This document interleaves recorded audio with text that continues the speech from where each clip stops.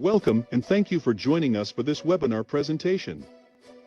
We are the Homeland Defense and Security Information Analysis Center, or HDIAC, one of 3 IAC domains in the DoD Information Analysis Centers operating under the Defense Technical Information Center, DTIC, within the Office of the Undersecretary of Defense for Research and Engineering.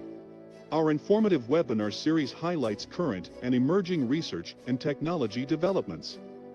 It presents an opportunity for accelerating the DoD's leverage of these advancements by increasing awareness and fostering technical collaboration. HDIAC serves as one of the premier information research partners and curators of technology advancements and trends for the Homeland Defense and Security community.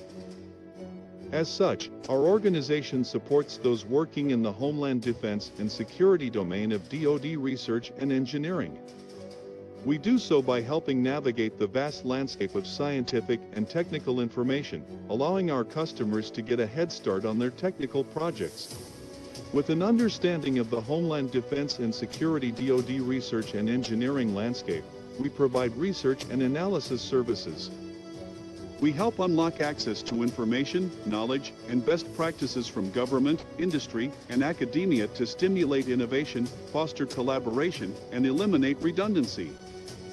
We hope you enjoy this webinar presentation and that it serves as a catalyst for community collaboration and improved DoD Homeland Defense and Security research.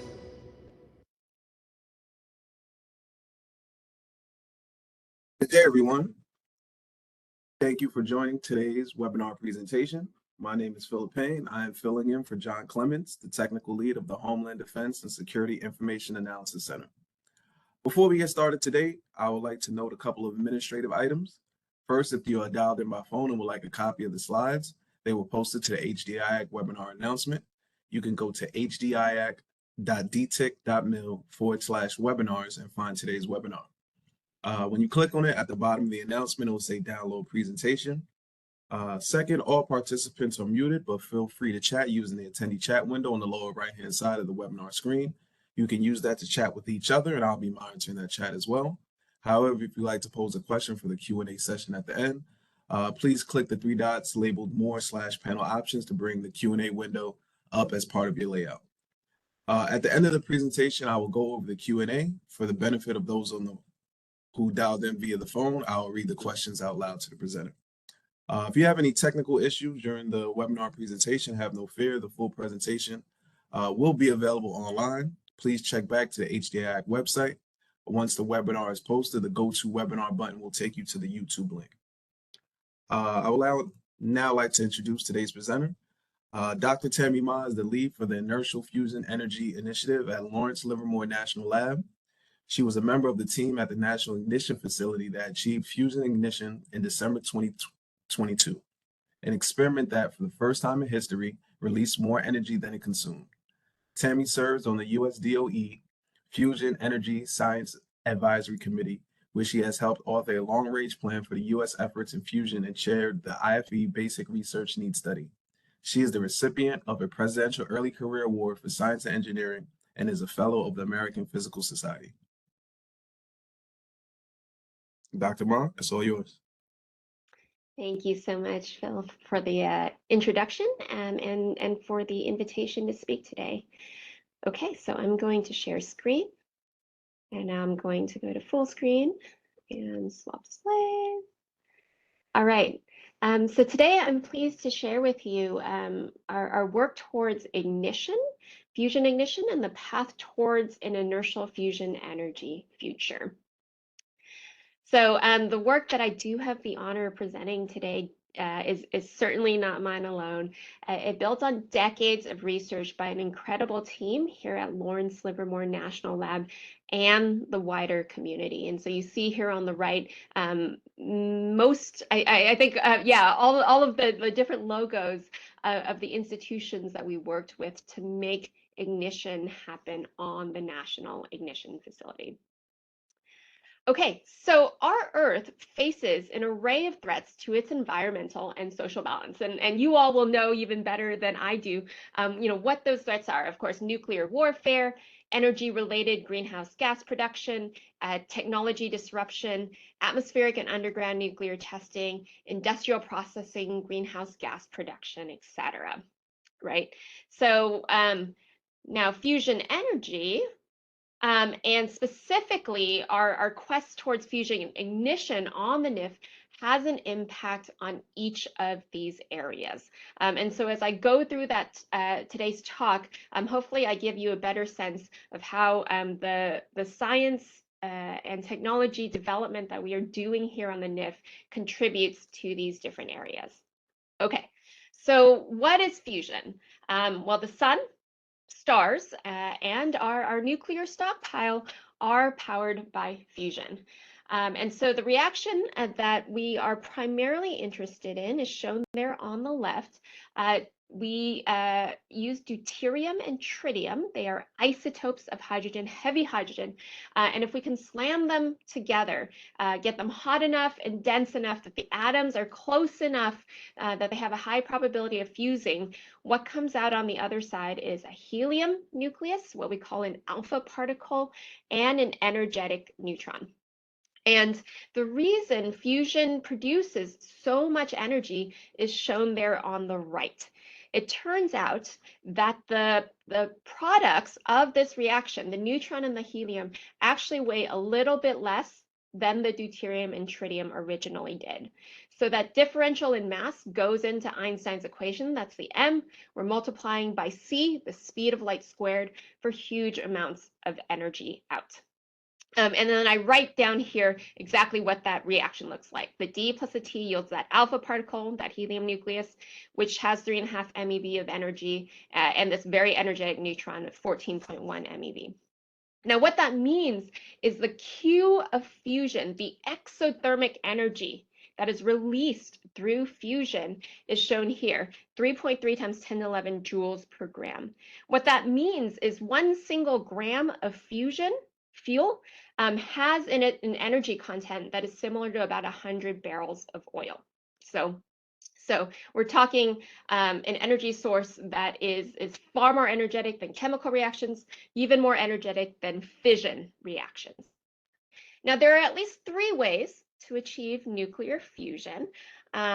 Gravitational confinement, like the sun, and then here on Earth, because we don't have the enormous gravity of the sun, we have to use other methods. We primarily use either magnetic confinement or what we call inertial confinement. And what's interesting is all 3 of these types of fusion occur in very different temperature, density, and confinement time regimes. So what I mean by that is the sun, as we all know, is actually very dense, right? It's over 10,000 times solid density. Temperatures, very hot, 15 million degrees Celsius. But what the sun can actually do with its enormous size, enormous gravity, it's hold itself together for very long periods of time, right? And that gives the probability of fusion, it allows the probability of fusion to actually be high enough to actually happen. And so this confinement time that I have here of 100,000 years is the time it takes radiation to actually escape from the center of the sun to its edge, right? So that's a long time that you can give those atoms time to brew and fuse. Now, again, here on Earth, we don't have that luxury of so much gravity or size.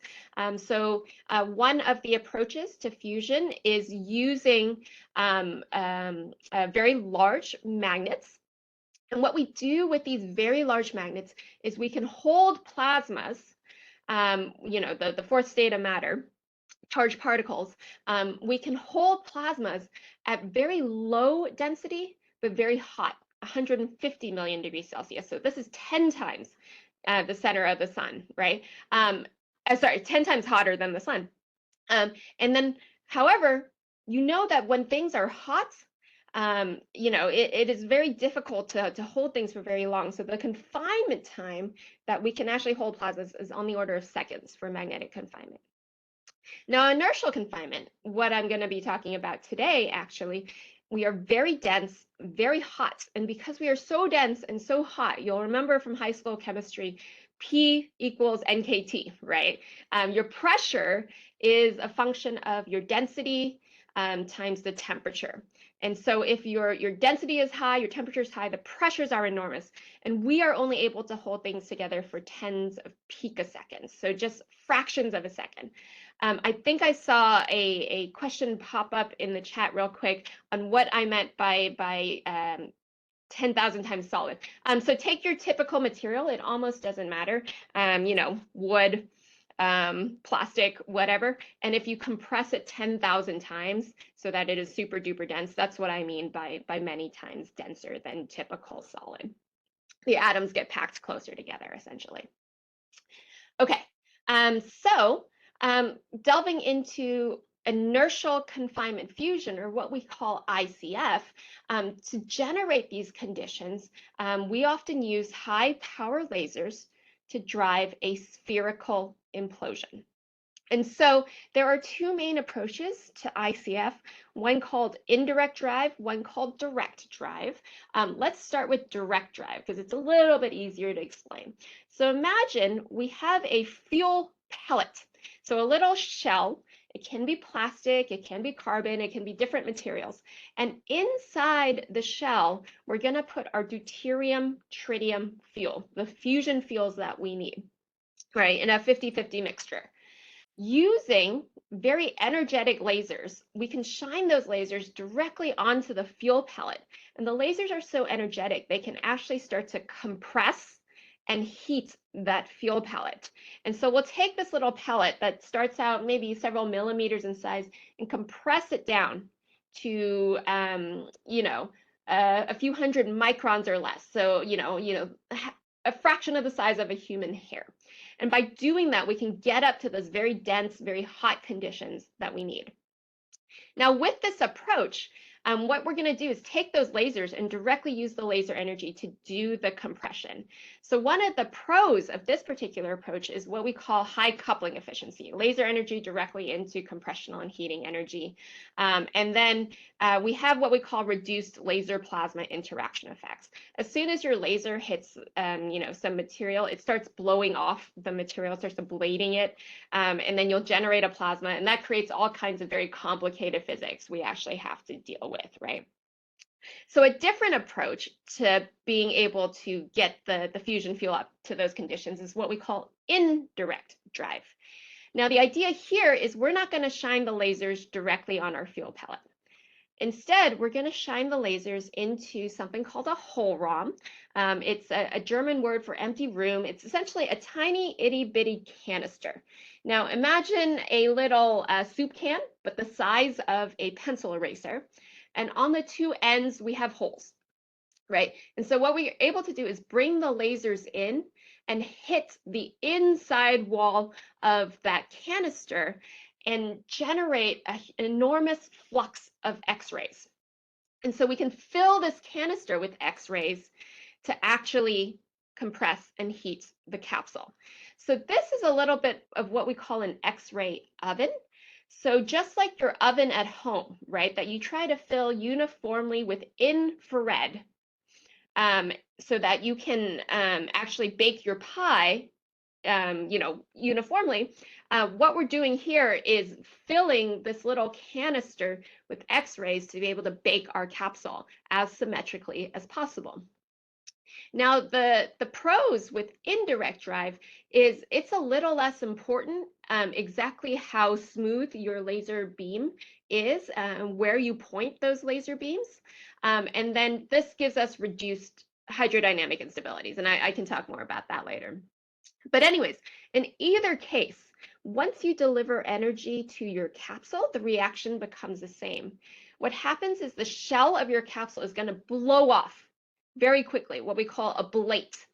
And as it does so, it's almost like a rocket, right? That's blowing off this material. And as it does so, by conservation of momentum, equal and opposite reaction, the rest of the capsule squeezes inwards.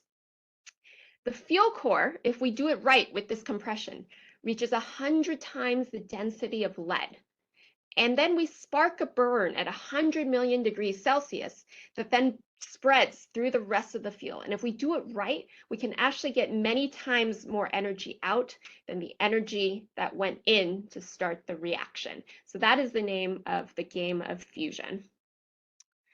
To do this, I introduce you here to the National Ignition Facility, the NIF, where we are building our own miniature sun. Now, the NIF is located at Lawrence Livermore National Lab. We are about 50 miles east of San Francisco. Livermore is actually the sister laboratory to Los Alamos National Lab.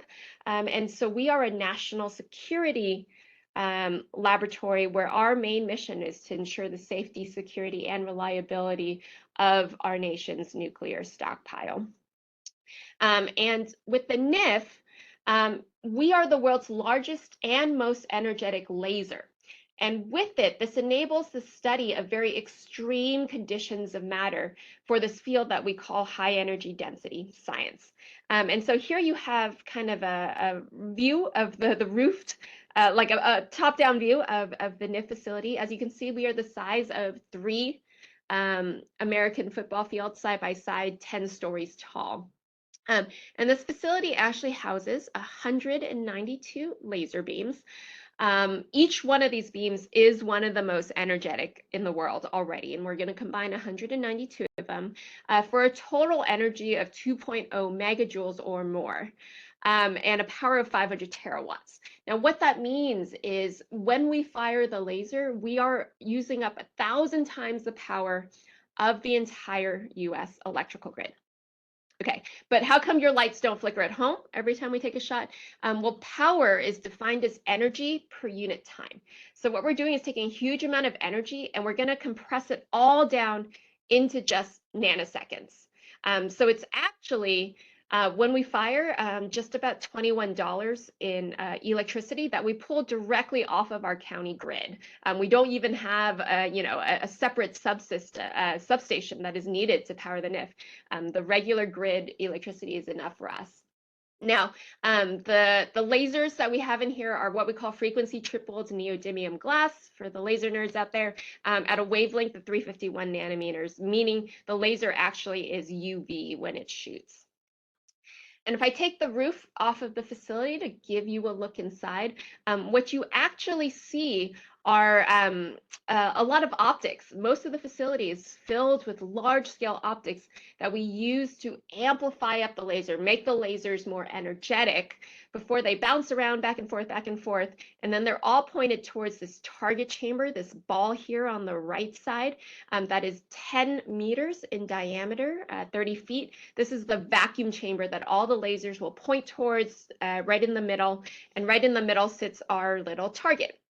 So here is the canister that I was talking to you about, and then on the bottom right is a little fuel pellet held up to a human eye to give you a sense of scale. Now, the National Ignition Facility ensures a safe and reliable nuclear deterrent without underground testing. So as you guys know, since the Comprehensive Test Ban Treaty, we have not done explosive nuclear tests of our nation's stockpile, but those weapons still exist, of course. So how can we ensure that they would work if, God forbid, we needed to use them, particularly on the first try? And the maintenance of the stockpile really is a really important part of our overall deterrence. Well, with the NIF, we are able to achieve these conditions that can otherwise only be found inside nuclear weapons. And by achieving these conditions on a very micro scale, right, and at a very precise scale, we can actually study the physics of those conditions.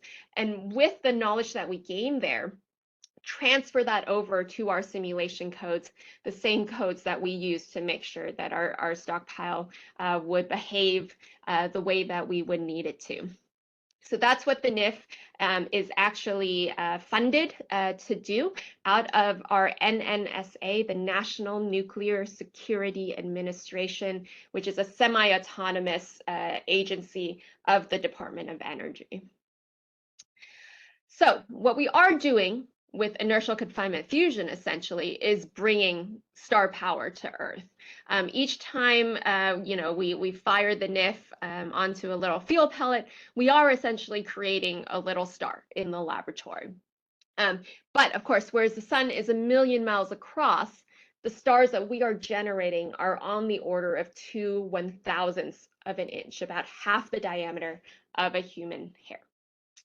Okay, so now I'm going to play for you a little video to show you how all of it comes together, because I know this is really difficult to kind of conceive. So we start out here in the NIF control room. So this is where I, as an experimentalist, often spend a lot of my time watching over the experiments. So first, the laser is going to be born in the master oscillator room. It is a fiber laser at a nanojoule level. So this is 1,000 times less energy than a typical laser pointer. The laser gets split 48 ways going into our pre-amplifier module. There it bounces around 60 to 100 times, getting amplified up to the millijoule level. Now each laser is about a laser pointer. We're going to split each beam another 4 ways, and then it's going here into the main amplifier. It's going to bounce 4 times back and forth across the enormous facility, getting amplified up to the kilojoule level. So in total, 1,000,000 billion times of amplification. At this point, each of these lasers is one of these squares that you see here. And the square is about 40 by 40 centimeters, over a foot square in size. And the reason each laser has to be so big is that it contains so much energy. We actually need to spread that laser energy out over the optics as it's traveling through so as not to damage the optics itself. So now you see all 192 beams going towards the target chamber. They're going to sync up, and we're going to change the color of the laser, the frequency, from infrared to green to UV. So it's UV blue coming into the chamber now. You see half the lasers are coming in from the top, half from the bottom, going into these laser entrance holes of the target.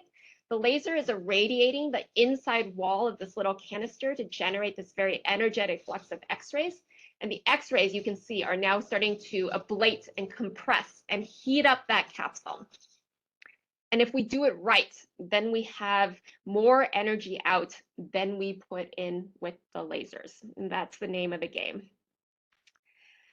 And finally, on December 5th, 2022, fusion ignition was finally realized at the National Ignition Facility.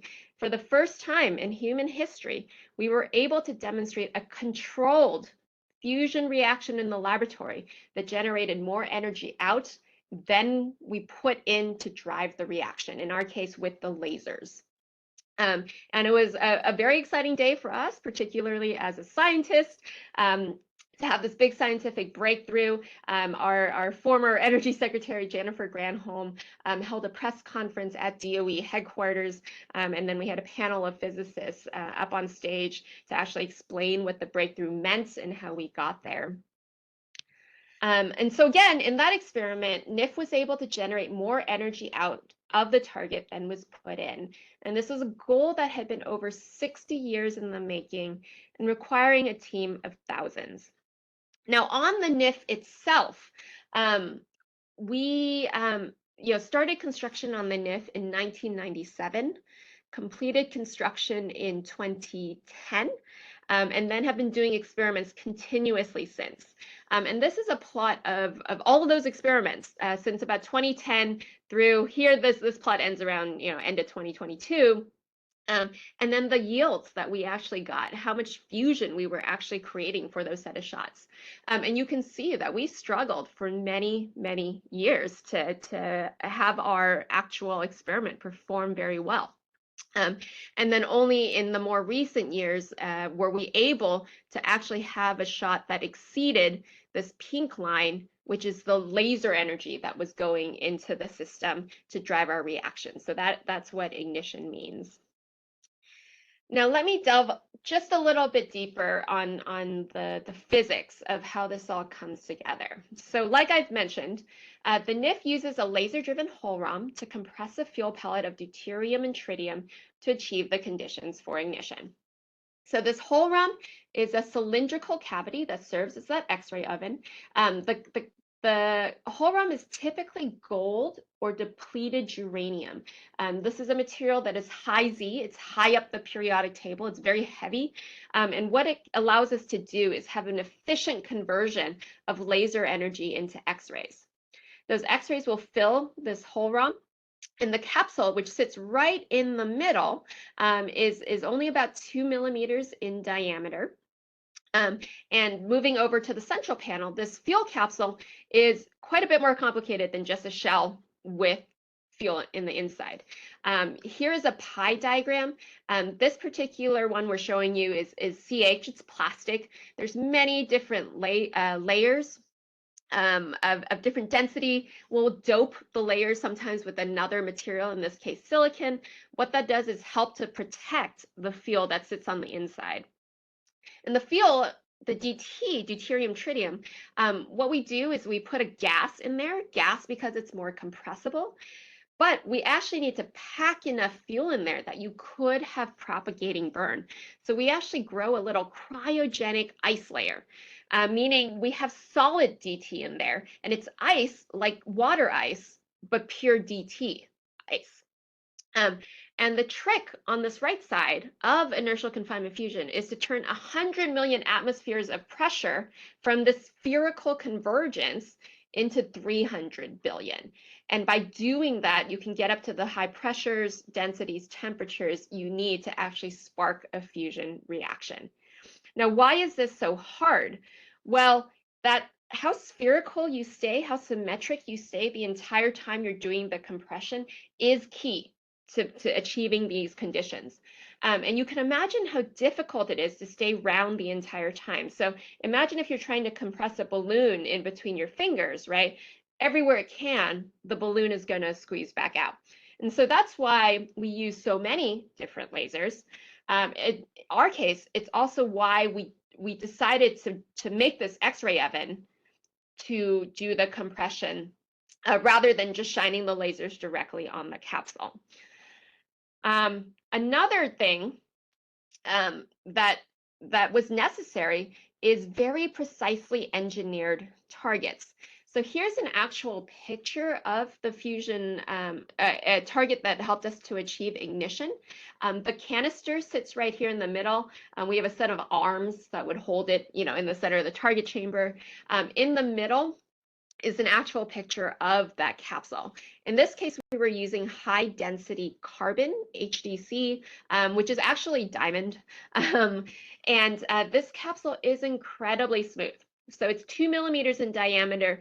There is no bump or divot on this capsule that is larger than 10 nanometers. So that is equivalent to if you have the entire Earth, no feature that is taller than the Hollywood sign. Right, so that is how smooth this capsule is. And then on the right, we're showing you a little X-ray image of the capsule after we fill it with the DT fuel and grow the ice layer. Incredibly important to be as smooth and uniform everywhere that we can. And one of the things that made ignition actually possible was making our targets better and better over the last 10 years and over time. We initially didn't expect that we would be so sensitive to every single little bump or divot on the surface of the capsule. Another thing that helped us to get to ignition was the laser itself. The NIF, when we originally built it, was spec'd for 1.8 megajoules. And over time, we've pushed up the laser energy and made the laser better and better in terms of accuracy and precision. And we did that by a number of things, improvements in the laser system I'm not going to go into. But on the right side, what I'm actually showing you is the pulse shape of the NIF laser. And what I mean by that is we don't just turn the laser on and off. What we are actually able to do is very precisely modulate the power output as a function of time. And by time, I'm talking nanoseconds. So if you're looking at, let's say, the red curve, right, what we're doing is firing some of the lasers where we turn up the power a little bit, turn it back down, turn it back up, and then really ramp up the power. And what that does is really help us to do the compression of the capsule, accelerate it up in a very specific way. Now, what's important, though, is we have 192 separate lasers. Every single laser needs to deliver close to the specifications for what we are asking it to do. And we need the beam powers across all 192 laser beams to match, the timing to match. And so, over time, we've been able to improve the precision and accuracy of the NIF to better than 2 to 3%, and better pointing accuracy than 50 microns. Every single beam can point to better than half a human hair, and then within just picoseconds timing of each other. Ignition was also enabled by insights from our world-leading diagnostic instruments. So we have over 100 different instruments arrayed around the chamber to measure everything you can imagine from our experiments. The X-rays coming out, the neutrons coming out, the gamma rays coming out, and from that information, we try to reconstruct the performance of the experiment. And so we're taking imagery, of the implosion as it's happening from all different angles. We're looking at the temperature of the core at different times, et cetera, et cetera. And over the past 10, 12 years, this has been an area of enormous collaboration where we can work with universities, other national labs to build these instruments that are constantly having better resolution in time, in space, in spectra, and that's what gives us more and more physics information. Now, unsurprisingly, of course, we're also using artificial intelligence, machine learning to combine our simulations and our data to improve our understanding of our experiments and to optimize future designs. Now, on the NIF, the target that I described to you, how we are modulating the laser power, et cetera, those things combined together make up an experiment, right? And you can change all different features. In fact, there are over 10,000 different physics parameters you can change on every single shot, right? The materials that you're using, the size of the capsule or size of the hull rum, where you point the lasers, blah, blah, blah, blah, blah. And so it's an incredibly complex system that we can only really grasp through the use of simulations. However, to do one single 3D high fidelity simulation of our experiment where we are modeling everything, right? Exactly how, what the capsule actually looked like after it was manufactured, how the lasers actually performed, et cetera. To do one single 3D high fidelity simulation can still take us months on our supercomputers here at Livermore. And we have some of the fastest supercomputers in the world. So we have to be pretty choosy about which experiments we fully model. In the meantime, we can do lower fidelity simulations, 1D, 2D simulations. We put in approximations, and we can do tens or hundreds of thousands of simulations that we can then look for trends and we can apply AI to. And so what we do, for example, is if you start here on the left where it says predict, so let's put in all the parameters of our experiment, model it. This is what we expect the hotspot to actually look like. Not very round, right? And then it's bottom heavy. Okay, so we do our experiment, right? And then on the right side, this is what it actually looked like. Close, but actually quite a few discrepancies as well.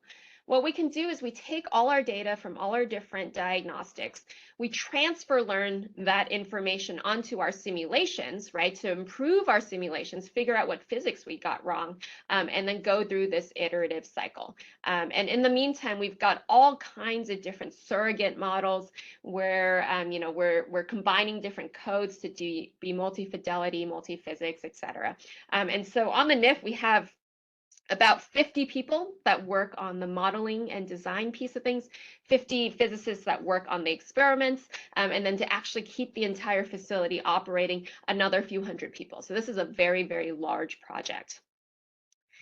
Now, ignition has now been demonstrated over 6 times on the National Ignition Facility. So it wasn't just a fluke that we got ignition the first time in 2022. We've repeated it many times now. With our highest performing shot, you can see here just about a year ago, last February, where we delivered 2.2 megajoules of laser energy and got 5.2 megajoules out. So that is what we call a gain, energy gain of over 2.3 times, so twice as more energy out as we put in with the lasers. But of course, to get there, fusion ignition has been a 60-year journey, as I alluded to on my very first slide. The first concept of inertial confinement fusion was conceived, in the late 40s, 50s, as we were bringing up the nuclear weapons campaign. The laser was invented in 1960. And as the story goes, the myth, the legend goes, John Knuckles, who later became one of our lab directors, just 3 days after the laser was invented, said, well, I know, we can use lasers to make fusion happen, which is just incredibly bold, audacious thinking, because at the time, the laser was just this tiny packet of photons. It didn't look anything like the lasers we know of today. But what that did was actually set Livermore on a path to build bigger and bigger lasers, such that the NIF, the National Ignition Facility, is the 9th in a long line of lasers. And so again, we started construction in 97, completed in 2010, started operations where we were running 24 hours a day, 7 days a week, constantly doing experiments, and in just the past 2-ish years, have been really quite successful now at demonstrating ignition and pushing up our performance. Now, in addition, we utilize NIF in 4 main ways to ensure confidence in the current and future stockpile. So what we can do with the NIF is support stockpile decisions for current and future stockpile. So what we mean by that is, for example, we are able to generate huge radiation fluxes, huge neutron fluxes, huge bursts of X-rays. And what we can do there is test the hardening of different components of satellites or other things in situ in the NIF. With the NIF, we can also train our next generation of nuclear weapons scientists and engineers. The NIF is a huge attractor for us to bring people to the lab, not surprisingly. Over on the right, advancing our understanding of weapons science. This is actually an example of a platform where we can test material strength. As you guys know, materials like plutonium are not naturally occurring. And plutonium itself has only existed for about 60, 70 years. And so we don't actually have a very good understanding of how plutonium ages over time, particularly when it's under these exposed to these very extreme conditions. What we can do on the NIF is actually accelerate lifetime testing, and then we can also expose plutonium in a number of different ways to study its properties and understand it better. And then finally, things like ignition allow us to reach ever more extreme conditions that are important for validating our simulation codes. Now, additionally, similar to a lot of the work that we do here at Lawrence Livermore in the DOE world and the DoD world as well, right? Fusion is a dual-use technology, right? Ignition on the NIF actually also helped us to establish the basic scientific feasibility of laser-driven inertial fusion energy. And what I mean by that is if you are able to get more energy out of a fusion reaction than you put in, right? You can imagine if you can get a lot more energy out, that naturally lends itself to a power plant, right? And so we're starting to investigate this more now. But we have to be clear that developing an economically attractive approach to fusion energy is a grand scientific and engineering challenge. It's not enough for us to just show that fusion energy could work. In order to bring fusion energy to be commercially viable, it needs to be competitive with the other energy sources out there, right? But why do we care? Well, fusion energy is attractive for many different reasons. First of all, the fuel that we need for fusion is really abundant. Deuterium is naturally occurring in seawater. 1 in every 6,500 particles is D2O instead of H2O. And tritium, we know how to breed from lithium. In the fusion reaction that I showed you earlier, right, a D plus T yields an alpha particle and a neutron. There was no carbon anywhere in the equation. So fusion is actually carbon-free. Fusion is also inherently safe. Now, fusion is incredibly difficult to get started. You first have to deliver a decent amount of energy into the system to get things to go. You know, if you ever want to cut off a fusion reaction, you just cut off the initial energy source. In our case, you would turn off the lasers, right? You don't have to worry about runaway like we do with conventional nuclear fission, right? With fusion, there is no high-level nuclear waste. We will still create radioactive products, but those products will decay away in just decades instead of hundreds of thousands of years. So you don't need this deep burial, things like Yucca Mountain. Instead, you can actually do shallow burial with the fusion waste that you create. We say that fusion is also compatible with the grid. It's envisioned that fusion power plants would be hundreds of megawatt, gigawatt type scale, capable of meeting base load, and then capable of feeding cities, you know, the size of San Francisco. And then finally, flexible products. Fusion, you know, we often talk about, you know, electricity generation from fusion, but there's all kinds of other, you know, high temperature heat that you are generating that you can use for industry, et cetera, that could make fusion really, really attractive. Now, to be clear, the NIF that I've just spent half an hour talking about is a scientific exploration facility. It's very different from a power plant, and it will never be a power plant, right? The NIF is what we call single shot. We can only do one experiment every 4 to 8 hours or so. In order for a power plant to actually work, you need many different components. You would actually need to shoot at about 10 hertz, 10 times a second. And the gain, the energy that you're producing out of the target needs to be much greater than where we are today. You would need gains of about 50 to 100 to make all of the economics work out. And so, you know, there's still a lot of technology development, engineering we need to do. Obviously, if you're shooting at 10 times a second, your driver, your lasers need to be able to shoot at 10 times a second. They need to shoot onto something. So you need a target factory that can generate that volume of target, preferably at low cost in order to make all the economics work out. The energy would come out in the form of neutrons that you would absorb in the fusion reactor wall. You would essentially slow down, stop the neutrons, turn that into heat. And once you have heat, you feed that into a conventional steam plant. You'd run a turbine to generate the electricity. So you can see that we still have a lot of work to do. But what the NIF does is provide a very unique opportunity for us to experiment at fusion scale now, full scale.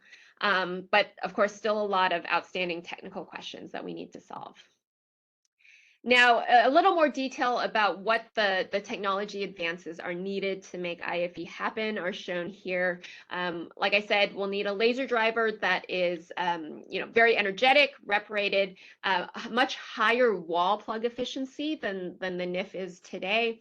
We got to not only build the targets, we have to inject them, shoot them into the target at 10 times a second.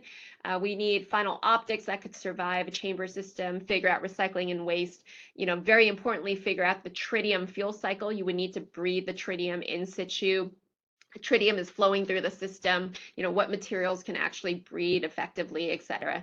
And so to me, obviously there's still a lot of work to be done, but this is really exciting because there are so many opportunities as we work on these challenges for both spin out and spin in technologies. For example, as we are building these very energetic lasers, you can imagine many different use cases in industry, or defense, right? That might be able to make use of these lasers as well. And so there's been enormous excitement, not just at NIF, but in the overall ecosystem. I apologize, I put together these slides quite a few months ago, but the last administration did put out what we call the White House Bold Decadal Vision, where it was an ambition to stimulate commercial fusion over the next decade. And then, of course, we've now achieved fusion ignition on the NIF. This built on over 70 years and over $40 billion of R&D, and this includes both magnetic fusion and inertial fusion. And that's the public sector investment. What we're also seeing now is enormous interest from the private sector. There's been over $8 billion in private investment going into over 40 private startup fusion companies, and they have many different approaches to fusion, some very creative, not just lasers, not just magnets, sometimes combinations of the two. Very exciting stuff. And governments around the world are paying attention, putting together their own fusion roadmaps and committing money to the fusion endeavor. So not only here in the US, but the UK, Germany, I don't have on this slide, but Japan, South Korea have been very interested in fusion. And of course, with that interest also comes significant competition, right? And so, I will maintain that in inertial fusion energy, the US right now is the indisputable leader. We are the only ones with a facility like the NIF, the only ones that have achieved ignition. Everybody else is at least 5 to 10 years behind. And so for me, working in the national security sector, it's incredibly important for us as the US to maintain that lead and build on it, because there are so few technologies, right? I challenge everybody to think of others where the US right now is the indisputable leader, but we are in inertial fusion energy. We're paying close attention, though, to what others are doing. China recently has been outspending the US by over a factor of 2 in pure dollars on fusion. And of course, as you know, your dollars go a lot further in China. And so they are building up, these very large complexes with many different fusion facilities to help go after these technological challenges. And then here on the bottom right, there's a couple of pictures out of Wired, where Russia is similarly powering up a giant laser, very similar to the National Ignition Facility for their nuclear testing as well. So, if we're not careful, if we don't continue to invest, and this is true, of course, across many different scientific fields at the moment, we are at risk of ceding our global leadership. And so fusion energy really is an international need that requires a coordinated plan, program, team, and sustained commitments. So this on the left side shows the investments that have gone into fusion so far from the private sector, where those private companies are geographically. And then on the right is a very nominal roadmap for inertial fusion. So if our goal is to get here to an economically viable commercial power plant, what you can do is flow backwards of the steps you need to do in order to enable that future. So the goal for us would be demonstration facilities and first pilot plants in the 2030s to the 2040s. What do we need to be doing today? Technology maturation and workforce development. And what that consists of is publicly led hubs. Let the public sector, the national labs, academia work on component R&D, the foundational science and technology that all the different fusion approaches needed. We need to leverage existing facilities for target R&D, things like the National Ignition Facility, other laser facilities, because it takes so long to bring up large-scale scientific infrastructure, right? We need to leverage the heck out of what we already have. In the meantime, let the private sector lead public-private partnerships and develop what pilot plant designs they want to work towards. And in the meantime, we need to start building more dedicated facilities to this type of research. Now, in 2023 marked the rebirth of a very modest U.S. national public IFE program. I know this is very confusing. What I mean by that is we used to have a very robust inertial fusion energy program in the U.S., but around 2013, a study came out from the national academies that said, you know what, guys, you should really wait till you get ignition on the NIF before you pick up more of the research again. So we went through kind of a nadir of 10 years of not having any funding in this sphere. But 2023 was the first time that this got restarted by the Department of Energy through a number of different award mechanisms. And so really the time is right for a serious drive toward fusion pilot plants. And we need to build on these steps to ensure the US capitalizes on the leadership we do have to make fusion energy a reality. So where we are now, we have an emergent, highly coordinated national strategy to drive towards those fusion pilot plants in the 2030s, founded on billions of dollars of investment that we get to leverage from inertial confinement fusion. The historical foundation is we've now got robust, repeatable ignition, over 6 times ignition. We have the only at-scale facility to study burning plasma and demonstrate new concepts. I didn't have time to get into it today, but there's been many historical plant studies we can build from. Going forward, DOE did commission a study in 2022 called the Basic Research Needs. That's where we lay out the priority research opportunities for the US, the biggest returns on investment to tackle the biggest challenges in the area, and that's going to guide our field for the next decade. In the DOE complex, we've put together hubs that bring together different institutions that work on common research. And then DOE released something called the Milestone Program to help fund these private companies where they get paid upon successful delivery of particular milestones. And so that's how we're building out the overall ecosystem in this space. Now, I do want to comment on the bottom that, like I said, the time is now. However, the path to commercially viable fusion energy will require a level of investment and commitment on par with what it took us to get to ignition. So what I mean by that is it is long time scale, it is large dollar values that we need to invest to really make this happen. But really, there are no particular showstoppers that we see yet that would keep fusion energy from really working. So I know maybe that leaves you a little bit disappointed with how much work there is still to be done. So I'll leave you with something hopeful. So like I said, the NIF has achieved a gain of 2.3, right? And I said we need a gain of 50 to 100 for an economically viable power plant. However, if you wanted to demonstrate a self-sustaining plant, i.e. something that generated enough electricity to run itself, not necessarily feed anything out to the grid, but to keep itself running, you only need a gain of 15. And we expect to actually get there on the NIF in the next few years, particularly since we're going to put in an upgrade of the laser. The other big point is over the past decade, we've already improved our gains on NIF by over a factor of 1,000. So we are making considerable progress, and we could be getting close. So with ignition, we can accelerate progress towards the long-sought dream of fusion energy. And I leave you with this quote that comes out of a think tank, the Special Competitive Studies Project, that fusion energy offers a step change that could amount to a zero-carbon way of producing energy that upends the long-standing energy geopolitics, reducing reliance on foreign energy markets, and advancing a wide array of other fields, including some we cannot yet predict. Thank you. Perfect. Thank you for that presentation. I learned a lot. We have a very active chat, so we'll now open the Q&A, and then we'll go from there. So the first question we have in the Q&A from Zoltan, he says the compression has to be pretty uniform, otherwise you introduce entropy, right? How do you measure uniformity?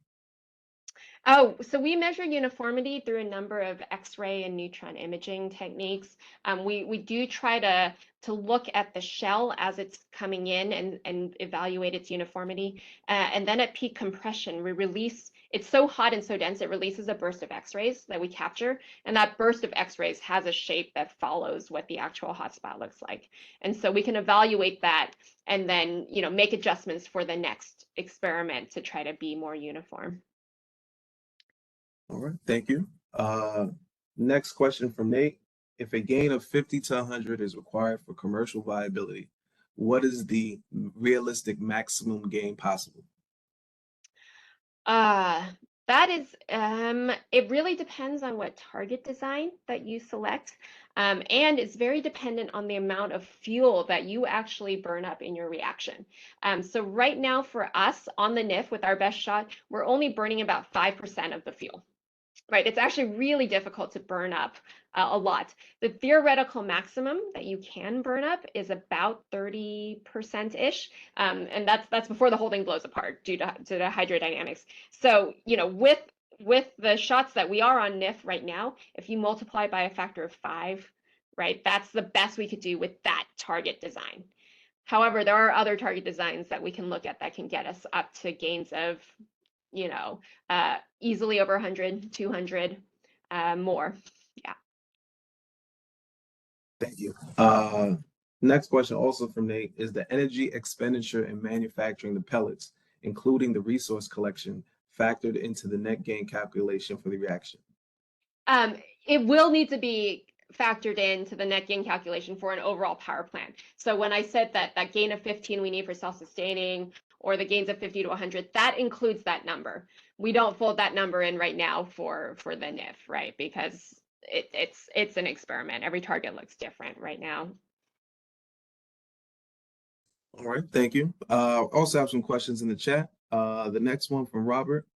How much energy do the lasers consume versus their energy output? Yeah. So the lasers on the NIF right now, when we started construction in 1997, right? So the NIF is over 25 years old now, right? And it's an old laser architecture. We picked the design that would give us the highest energy output. And we were not worried about the efficiency, the wall plug efficiency, how efficient we take energy from the grid and turn it into laser energy, right? So on the NIF, we are less than 1% efficient. For a power plant, I think that you saw my view graph, you need something like at least 10 to 15% wall plug efficient. And we actually do have laser architectures today that can achieve those that type of wall plug efficiency now. All right. Next question from John. What part in fusion research did the superconducting magnet experiment at Y12 Oak Ridge in the 80s and 90s? Yeah, so in the Oak Ridge National Lab remains one of the leaders in fusion research. They're doing primarily magnetic fusion research, and so their work on the superconducting magnet back then did lay the foundation for new designs today that are more compact. Can get up to those high, magnetic fields that you need by using the superconducting magnets, and that's what spurred quite a few new fusion companies like Commonwealth Fusion. And so, Oak Ridge has been another leader in this space for a long time. Next question from Jeffrey. How do you prevent damage to the optics while the pulse is traveling through the systems? Yeah. So what you actually have to do is make sure the laser is as uniform as possible. The actual laser spot, right? You don't want any hot spots in that laser that can actually see damage. You got to make sure your optics are as clean as possible. You want to make sure there's no debris from the target that you're blowing up coming back and hitting the optics. So those are all things that we constantly monitor. In fact, after every single shot, we are monitoring the optics. They do get damaged on the NIF because we are running we drive the laser really hard, basically. And so we do have this entire process where we can pull out optics that we see are damaged. Robots pull them out. We send them over to the factory with it, where they get refurbished and then they get put back into the facility. With fusion power plants, with these fusion companies, one thing they will have to be very careful about is to make sure they do not damage their optics, because if you're shooting at 10 times a second, right, you got to make sure you're not causing damage. Next question from Arnold. Are the X-rays isotropic? Does the Hall room smooth out any non-uniformities in the X-ray irradiation? Yeah, so the challenge is to make those X-rays isotropic, right? Obviously, we're using a cylinder to drive a spherical implosion, and so it's a little bit of a game to try to set your laser pulse and where the lasers point to make those X-rays as isotropic as possible. But certainly the whole ROM helps, because again, it is containing those X-rays. It's making an oven, and there is significant smoothing that we get from the whole ROM, and that's another physics parameter we can actually play with too, right? The shape of the whole ROM influences things. The size of the whole ROM influences things. So those are all things that we can change from shot to shot. Thanks. Next question from Robert. Could you please explain how you all collect/measure the energy out? Yeah, absolutely. The energy comes out in the form of neutrons. And so, on the NIF, we're not trying to capture those neutrons, we're just trying to measure them. So we have neutron detectors and activation diagnostics arrayed all around the chamber, nearly 50 of them. And so what we do is at each of those locations measure, what flux of neutrons is coming in that direction, what that spectrum looks like, and from that recreate how much energy was actually generated. Thank you. Next question from Madhavan. How frequently is the software updated? All the time. About every 2 weeks, we do a full system kind of update. In between, we're also constantly updating the laser model, because what we care about is what the laser delivers at the very end to the target. But each laser is traveling through hundreds of different optics, right? And each time you fire the laser, that could actually change the performance of the optics a little bit. And so there is a back calculation we have to do so that the laser that we are starting with gives us what we want at the end. That algorithm is constantly being updated. Thank you. We are right at 1 o'clock. So, Dr. Ma, I do want to respect your time. I'm not sure if you do have to go. We do have a handful of questions left in the chat. Okay, So I can stay for another like 5 minutes if that's okay. Okay. All right. So we'll try to run through the rest of these really quickly. Sure. Our next question from Patrick, he says, what is the mechanism that amplifies the energy of the lasers on their way to the target chamber? Yeah, so the way the lasers get amplified is as they're going through the optics, before they pass through all these optics, we're firing other lamps. So, you can imagine flash lamps, it's white light. We fire them, and then those photons get absorbed by the optics so that when the laser comes through and passes through, it actually picks up more photons of the color of the laser. And that's how a laser gets amplified. We are increasing the packet of photons that is that color. All right. Next question from Troy. What played into the decision to pursue the indirect version of this using hologram rather than the direct method you discussed previously? Sure. A number of different reasons. A big one being we knew that symmetry and achieving symmetry would be one of the biggest lever arms, and it's much easier to get that kind of symmetry in a whole ROM than it is by directly shining the lasers on the capsule. All right. Next question from Paul.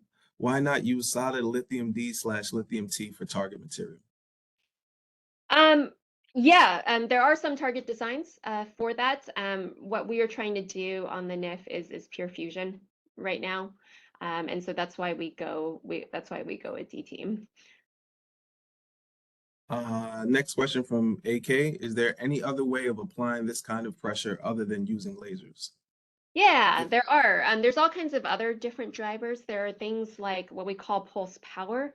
If you've ever seen pictures of the Z machine at Sandia, what it is a set of capacitors that store a whole bunch of electricity, and then you release it down. You release a huge voltage pulse down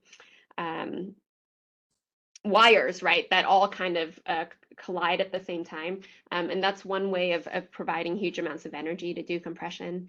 There are heavy ion beams. Some fusion companies are doing something with actually just pistons and sonic pressure. So there's all different ways. We at Livermore have been laser builders since the 50s, 60s. Lasers give you a lot of flexibility in how you manipulate. And so that was one of the reasons we chose to stick with the laser. Thanks. From Scott, how are the capsules replaced quickly enough in time for the next laser shot to enable continuous, both time and value, dual output? Yeah, obviously here on the NIF, we're shooting once every 8 hours or so, right? So we just have an arm that can push the target in and out. On a fusion reactor, you would be injecting the target from the top, at over 10 times a second. And then the lasers would actually track the target and shoot it when it got to the center. So that in itself is a big challenge that we have to solve as well. Definitely doable. That I don't find that difficult, but we have yet to build one at full scale. Okay. Next question also from Scott. How is the joule energy output converted to electrical power for current power grid infrastructures? Yeah, so it would be neutrons that get absorbed in the wall, slowed down, turned into heat, and then once you have heat, it's conventional into a turbine. That's why we envision fusion power plants, could fit into the conventional grid. You don't need new grid infrastructure to make fusion work. Okay. Next question from Donald. How often can the laser fire per hour per day? It is once every 4 hours, and that's set by the cooling time of the lasers right now. The new laser architecture, doesn't actually need to cool, because instead of energizing the laser with flash lamps, white light, you can actually use diodes, right? So diodes are very energy efficient. You can pick the color of the diode, so you can pick the diodes to match what kind of laser you want. And then you can shoot easily at tens, hundreds, kilohertz type scales. Thank you. Next question from James. Can you expand more on how you're using AI ML and how has it contributed to reducing the amount of time between events? Yeah, so, besides being able to explore larger parameter spaces of the physics with AI ML, another thing it does is actually allow for uncertainty quantification. We're getting much better predictions now by using AI of how good a shot's going to be, because we can fold in all of these different potential variations that we might expect to have and get a better understanding of how something might perform. So it's been really powerful. All right. Our next question, magnetic confinement has received more funding and attention. What unique advantage does ICF have over MCF for energy generation? How do we justify continued investment in ICF compared to other fusion approaches? Sure. Magnetic confinement fusion has received more funding than inertial confinement, in large part because the Office of Science has been funding. The Fusion Energy Sciences program has put most of its eggs historically in the magnetic bucket, and they left inertial fusion over to the national security side of things, right? And that's why there's more magnetic fusion research done at universities as well than inertial confinement. Why should we invest in IFE? Well, because it's the only approach that's actually achieved ignition, right? And so we've demonstrated that it works. And then in order to make fusion work, the overall economy come up, we're going to have to also build up the entire supply chain of the different component technologies that you need. So what you really want are technologies that have spin out and spin in value. So things like lasers, there is a huge existing industrial base for lasers that we can now lean on.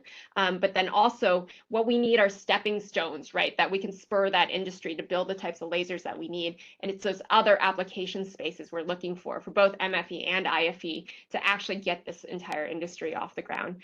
And I would argue every type of fusion is so far away right now that we do not know which one is most optimal. And the US strategically does need to carry multiple different approaches because we don't know which one is best right now. All right. We have a couple more, but we'll end it on this last one. We appreciate you staying on late to answer some of these questions. But the last question for today from Roderick: what is your perspective on how quantum computing will help fusion applications, and how fusion applications could help power quantum computing? Yeah, exactly. Not just quantum, but AI right now too, right? I think you know, the fusion problem is so complex. We're going to need all the computational power we can get. At the moment, quantum is not quite ready to tackle some of the real world problems that we have in fusion. Quantum is better for some of the kind of like atomic scale science problems at the moment. But we are watching the space. We're ready to, you know, jump in and take advantage of whatever comes out of that. And then certainly, you know, the very abundant amounts of energy that we could produce with fusion will probably be necessary if you know, we continue on our energy demand trajectory that we're on now as we bring on large data centers and AI centers. Perfect. All right. That conclude today's webinars. I would like to thank Dr. Tammy Ma for the presentation and staying late to answer some of these questions. If your question wasn't be able to answer live today, you can filter that through HDIAC or send Dr. Ma your questions directly to continue the conversation. Please check back to the website as well as the HDIAC YouTube page because this webinar is being recorded. And on the way out, please fill out the surveys and provide us with that feedback. We do read those comments and we do look at those metrics to kind of make sure we're delivering the appropriate content for the membership. But this is great. Hopefully we see you at our next monthly webinar. Thank you. Thank you so much.